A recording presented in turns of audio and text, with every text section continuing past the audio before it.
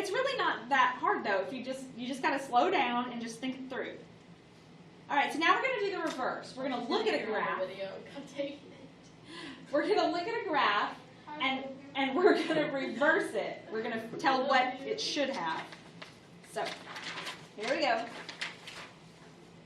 Oh, before we do that, let me show you, and I'm going to go make copies of this in just a second, but let me show you cotangent, just so you can see it. The process is exactly the same,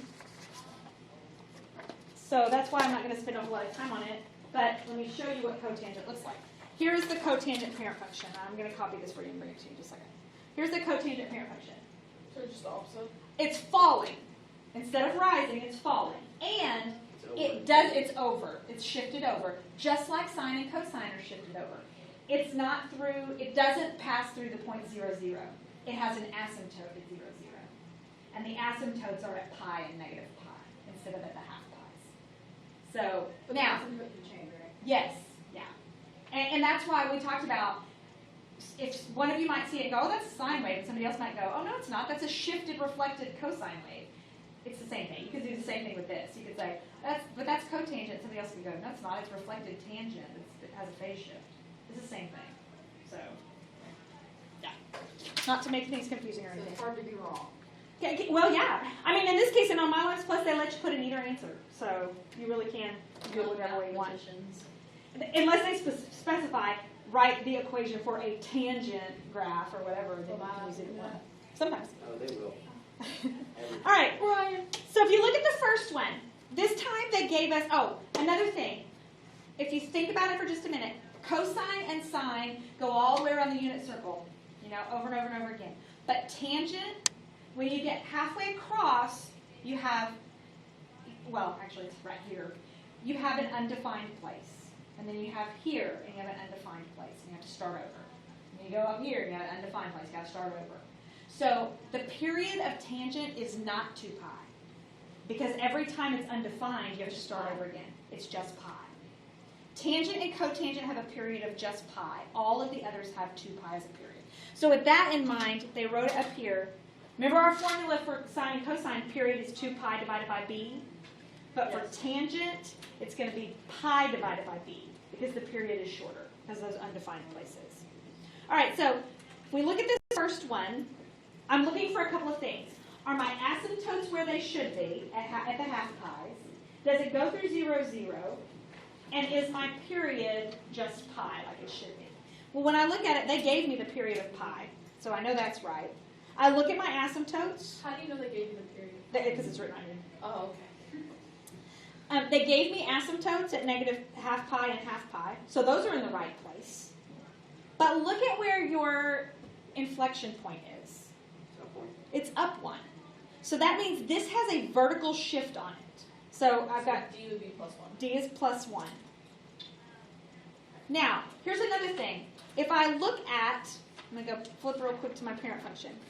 If you look at your inflection point and your anchor points, they're usually just one value away, right? Up 1 over 1 away, down 1 over 1 away. Now look at this one. From my inflection point to my first anchor point is up 2 over 1 and down 2 over 1. Is that a fraction or is that just 2? It's just 2. Okay. So I have a vertical stretch of 2. That's your A value is 2. Now, do I have a horizontal shift of any kind? No. This is a tangent function. This is a tangent function. So I don't have a horizontal shift of any kind, so C is 0. So if I was going to write this, I would write y equals 2, that's your A value, tangent x. I'm going to put it in parentheses, +1. Just so that I solidify that it's a y change. All right, looking at the next graph. Does it pass through 0, 0? Yeah. Yes. So what that means is it doesn't have a vertical shift because my inflection point is at 0, 0. So my D value is 0. But are my asymptotes at the half pi's? No. They're at quarter. Well, kind of. We're not real sure, but they did because they labeled it different. They labeled the graph different. But they did, look at what they gave me. They gave me the period is equal to 1. So I can calculate and find my b. I'm going to use this formula, p equals pi over b. So p equals, p equals pi over b. So 1 equals pi over b, and I need to solve for b. So I'm going to multiply both sides by b, and I get b equals pi. So my b value is pi.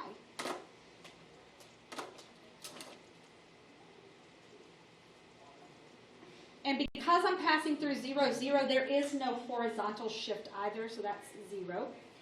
So I could write this one as y equals, you don't have to write this, the 1 in front, y equals tangent pi x. And you can put that in parentheses if you want to.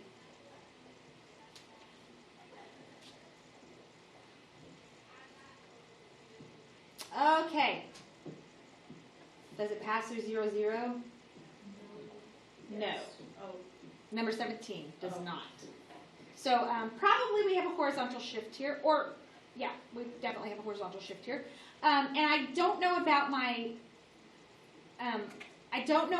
b value yet, but they did tell me that my period is 4, so I can calculate my b value, just like we did just a second ago. So let's do that.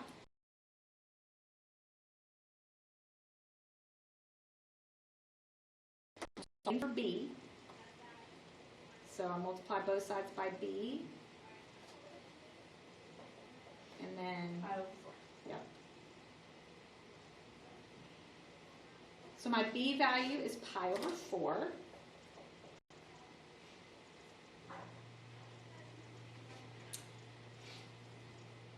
Does it look, how do I tell Yeah. that it's pi over 4? No, sorry, the next thing. Oh, how do I tell that it's shifted? Yeah, well, if it's positive or negative, because it's periodic. I'm glad you said that. It doesn't matter.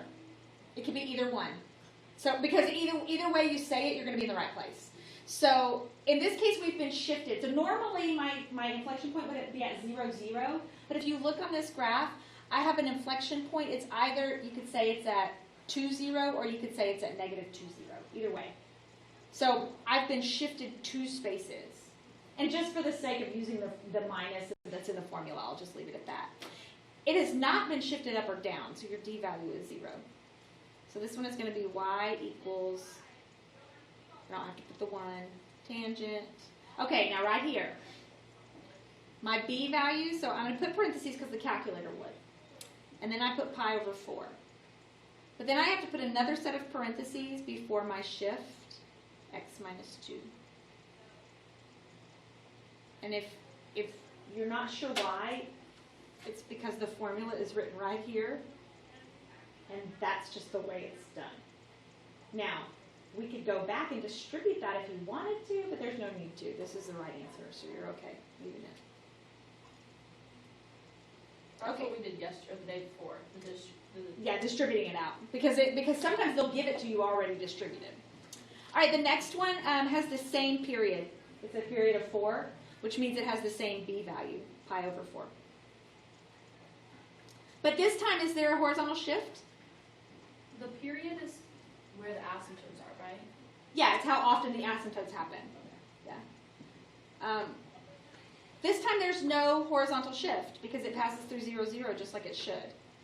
And there's no vertical shift. So this one is just y equals tangent pi over 4 x.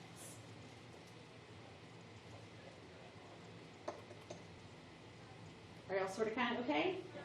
All right. Do you have to memorize all these parent functions for the test? Honestly, I don't think you'll have to memorize them. Like you'll use them so much on the assignment, the 2 assignments that you're about to do. So you'll know enough about them. You need to memorize some things about them, for sure. I pledge allegiance to the flag